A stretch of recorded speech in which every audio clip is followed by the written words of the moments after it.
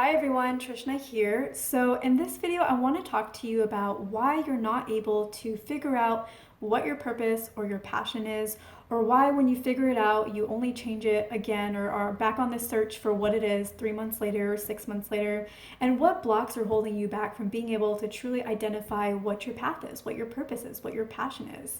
Because I think a lot of us tend to do this back and forth where we get really excited about something and we think that we found our passion, and then somehow it fizzles out. Or somehow we find ourselves in a place where we need direction and we think if we just knew what our purpose was, we could connect with it and we could move forward and it could just be that answer that we have for the rest of our lives that we can just stick with and move forward with and do something about. I think a lot of times we get in this situation where we just want to do. And, we hear things like the reason why we're here is to experience happiness. And I think that that is absolutely true, but sometimes we want something a little bit more specific than that. We want something to do. Like we can't just sit around here and be happy. That's great, but what problems can we solve? What mission are we here to fulfill? So I want to talk about why you're having a hard time figuring that out. So the first thing that I want to mention is you probably already know what your purpose or your passion is. If you are in your mid 20s or older, you probably already know. And the reason why is because you have probably dabbled in it many times throughout your lifetime. And it's been one of those in and out situations where you think you found it and you're really interested in it, and then you get interested in something else, but then you always come back to it in some form or fashion. So the thing is you probably already know your passion or your purpose. And the reason why you don't agree with me on that or why you keep switching is because of the blocks that we're going to talk about in this video. So I think at the end of the day, one of the reasons why we're not able to connect with our passion or recognize when something is our passion or our purpose, or even when we recognize it, we drop it thinking it isn't, and then we come back to it over and over, and so the cycle continues, is because our society has not set us up to be able to really connect with our purpose and our passion. The way that we are influenced by our society, the way that our parents have been influenced and then they influence us has caused a disconnect between ourselves and ourselves. And so one of the things that this leads to is this need to compare. So we may connect with our passion and be really excited about it, but then a few months later it fizzles out because it starts to calm down, and then we look out into the world and we notice, ooh, that person is doing something really cool. Ooh, that person has a really good talent. Ooh, like that person, their purpose, that's something that's meaningful. And we start to compare ourselves to that person and put more weight on what they are doing than on what we are doing. And that is because we have been conditioned to look out into the world and to define success by other people's terms. So that's how we haven't been set up to really connect with ourselves. When in reality, your purpose, your interests are equally as worthy as anybody else's. And the reason for that is because the universe knew that if you didn't exist, something would be missing. And so it created you. It very lovingly put you together to exist, to have a life and to have a place here and to have certain interests and talents that you are endowed with. And again, some of this comes from previous lifetimes, which I've talked to in another video, but ultimately the universe is the one that started this all off. It decided that you were important and that you had certain talents that it wanted you to have. And so we have this need to compare ourselves, but when we do that, we're in a sense kind of insulting the universe or slapping the universe in the face by saying like, hey, I know you gave me these wonderful gifts, but they're not as cool as this other person's. So the first thing that we really need to do is we need to accept ourselves. We need to see ourselves and our interests and our passions as equally worthy as anybody else's. And that's really important because the universe never sees you as less than anybody else. And it's a little hurt by that when you don't see yourself as how amazing you are. So in order to find your purpose, you first need to accept yourself.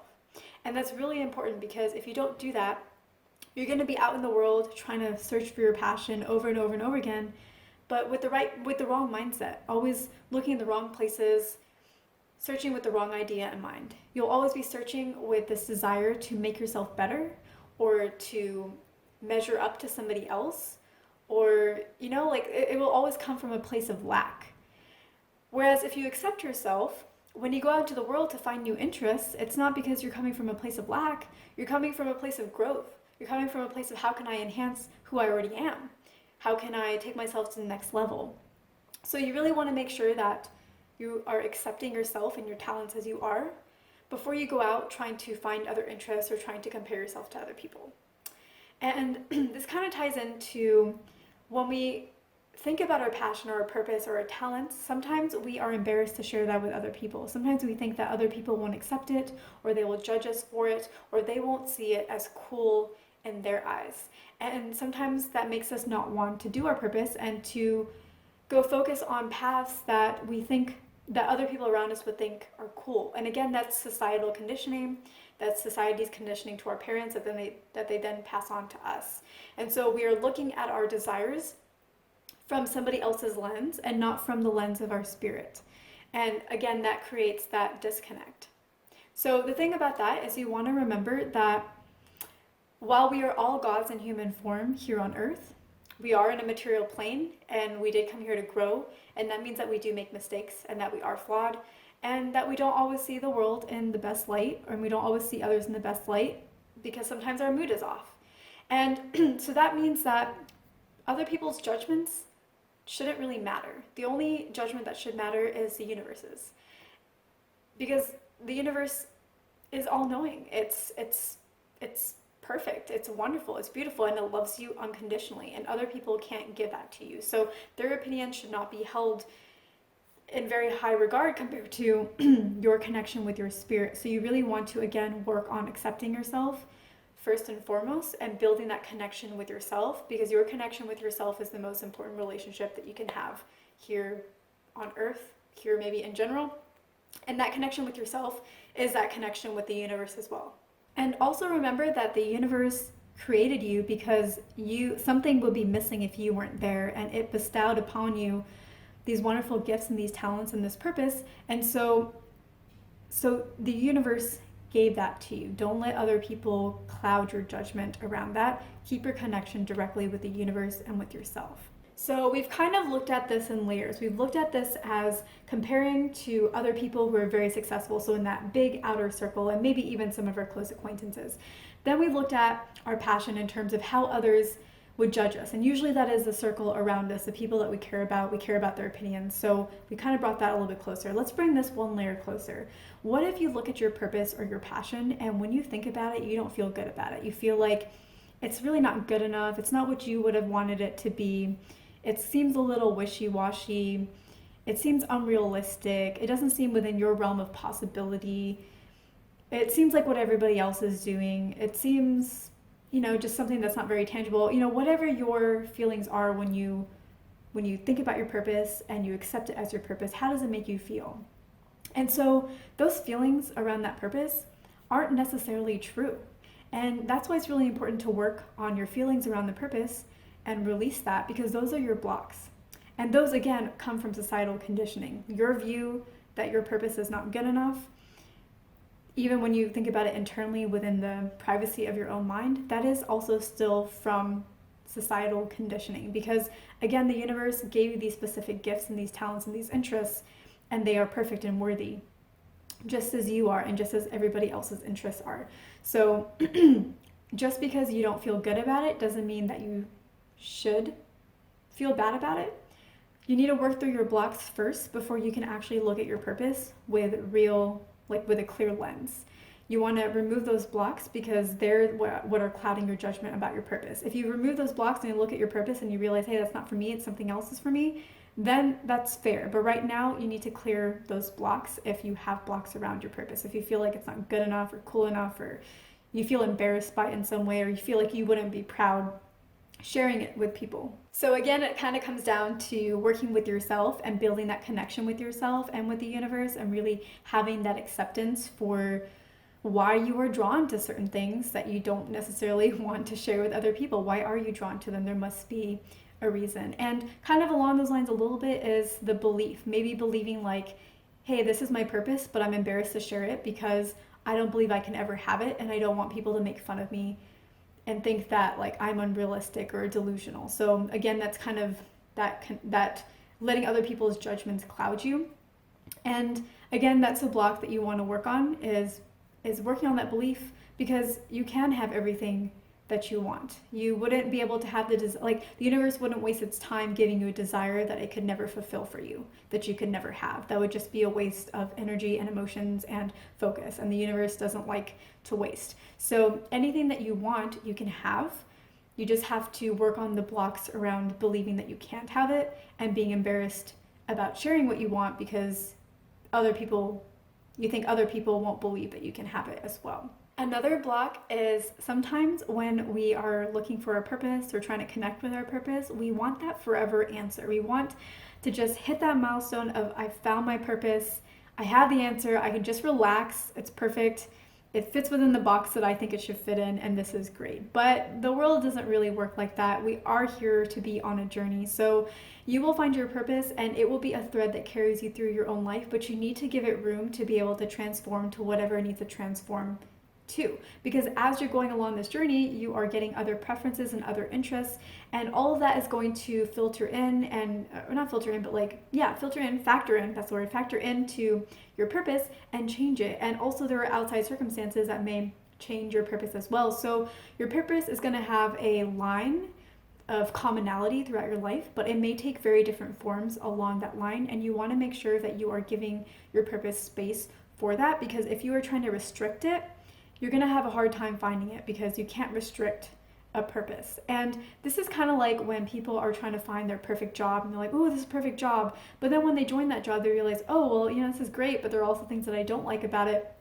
I have a new idea for my perfect job. And it has a similar thread, but it takes very different forms, and you grow through your experience and want something a little bit different. And that is perfectly okay. That's why we came here, is to expand the universe and expand ourselves and grow ourselves as spirits. And how can we do that if we try to stay static to just one purpose for forever? And along those lines, sometimes we want to find our purpose just so we can relax, because it can be a little bit anxiety inducing or like very much a struggle to try to find the purpose. So we're just like, if I could just find it, I would hit a milestone and everything would be easier. My life path would flow from there. I would have direction. And again, the world doesn't really work like that. I think that sometimes people think about marriage in that way as well, where they're like, if I could just get to the marriage line, the rest would be easy. We'd be able to be comfortable with each other. When in reality, marriage is really just the beginning of a very long journey, where now you have to combine your lives together and make decisions together and deal with problems together and deal with the repercussions of each other's personalities. And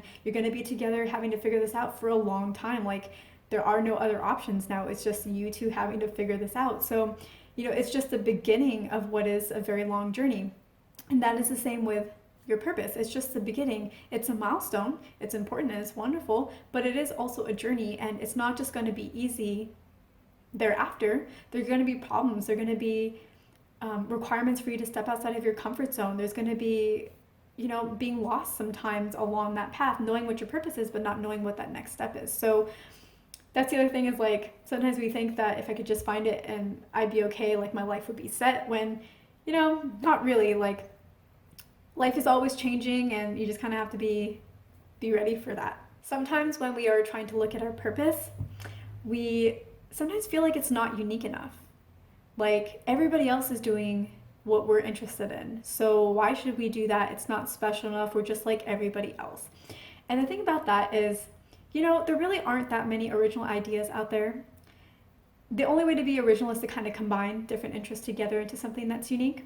So you're going to be doing, no matter what you do, you're going to be doing something that a lot of other people are doing. It's just going to have your flavor. There are tons of people who want to be actors. There are tons of people who want to start a business. There are tons of people who want to work in finance or in strategy or be an artist or start a business. I don't know if I already said that one. Or be a psychic or something like that. There's lots and lots of people who are interested in the same things that you are. So the realm may not be unique, but how you portray it, how you express it, that is entirely unique, because nobody is you. Nobody thinks how you think. Nobody has the experiences that you have. Nobody relates to content the exact way that you relate to content. Nobody gets those ideas and the gaps that you see. So how you express it is unique. So don't get caught up in feeling like you're a part of what everybody's doing and so it must not be your purpose. Just understand that you have your unique blend, and there is a reason why you were drawn to something. The universe handpicked certain interests for you and gave them to you. and there's a reason why you're drawn to them, and you just have to find that unique blend. Now, this kind of goes to the next part of this, where you may feel like you don't have that unique blend. You may feel like you don't know enough to be able to really call something your purpose or your passion, because if it was, it would be easy for you to create that unique blend. And what I would say to that is, if you are constantly drawn to something and you keep coming back to something year after year, or every few years you end up right at the same interest, it is your purpose. And if you feel like you don't know enough to make it unique, you don't know enough to have your own opinion on it, I would say that you're probably limiting your resources. You're probably focusing on just one YouTuber that you're watching or one author on the topic that you're reading, and you're only seeing their perspective. And so how can you really come up with a bunch of ideas? You're completely channeled. You're again being conditioned in their view. So what I would recommend is, if you feel like you don't have uniqueness to add, you don't have your own blend towards something, is expand your resources. Watch more YouTubers on that topic, read more authors on that topic. However it applies to you, do that. Because the differences, like, you will notice your blend as you notice the differences, because you'll have different preferences and you'll see different ways of doing things, and it will help you create your own ideas. And I want to give you the example of artists. A lot of artists start off as copycats, where they have an artist that they really admire and they really like and they love their style, and so they start trying to copy it. And after a little while, they're like, you know what, like, I like how they do a lot of things, but I don't know that I like how they do noses if they're drawing a face, or I don't like how they do ears. And so then you start looking for other resources, other artists, and you try looking at their stuff, and you're like, oh, I like how they do their ears, but I don't like how they do their hair. And you start finding someone else, and eventually you take all this information, all this experience, and you create your own style of art. So that is how purpose works as well. That is how essentially everything works, is you get guides, and that's great, but at some point you meld that into something that is perfectly unique for you, that only you can create, because only you had this vision and pulled all these different parts from all these different places. Everybody else is pulling different parts from different places. Everybody has a unique path of what interests them that makes them that unique blend. So we talked a bit about, a few seconds ago, we talked a bit about how sometimes we feel like we're just doing what everybody else is doing. There's nothing truly unique or different. There's tons of actors, tons of business people, tons of entrepreneurs. We're just one of a bunch of other people, just a small fish in a big pond. And here's the flip side of things, because I talked about how then you create your own unique blend. So here's where duality comes into play, where sometimes you may fit within a realm, but you have your own unique blend of how you do things based off of your unique perspective. And all of a sudden you're just like, well, I fit here, here, and here. I don't know what my label is. Where do I belong? What is the box that I'm supposed to fit in? So now we have the opposite problem. And the thing is you don't have to figure out your label to start moving forward on your mission or your purpose. You just need to get started. You just need to start moving forward, practicing, trying, getting experience, making mistakes, learning from those mistakes, and eventually one of two things will happen. If you're out there trying to pursue your passion, just doing whatever you can, you will either start to realize what your box is or how you want to label it, or you'll find your own unique label for what you do, or the people who are watching you will find one for you. They will be the outside observers, seeing where your strengths are, where you tend to gravitate, and they will just tell you for you. They'll give you the label that you want for you. So you don't need to worry about labels. That will just come. Just get started on your purpose. Don't let needing the label hold you back. So the next thing to consider is, do you have the time and space in your life to be able to actually pursue your passion if you knew what it was? Because if the answer to that is no, then the universe probably isn't going to hand it to you. You're blocking the universe. You're basically telling them, like, mentally you're saying, like, I want to know my purpose, but in terms of your action, you're saying, I don't have time for it, so I don't need to know it. There's no point, because I wouldn't be able to do anything with it. So you need to figure out, do you have the time and do you have the space in your life to be able to devote your efforts to your purpose? And if you don't, how can you create that time? So that's something for you to consider. And a little bit along those lines is, you really have to be honest with yourself and ask yourself, are you ready for your purpose? Are you ready to commit to this for the long haul? Are you ready to do whatever it takes? Like, step outside of your comfort zone and do things that feel difficult, that maybe are a little bit scary? Are you ready to learn things to help you on the journey? Are you ready to learn technology if that's something that is needed? Are you ready to learn writing skills if that's something that's needed? Are you ready to do what it takes? Are you ready to commit?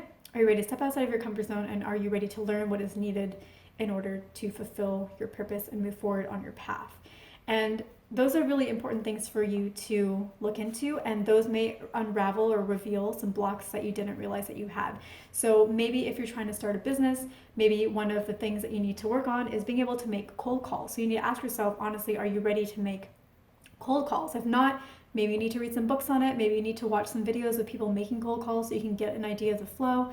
Maybe you just need to practice making cold calls with a friend. Maybe you should just go out there and make the cold calls and see what happens. So what do you need to do to be ready for your purpose?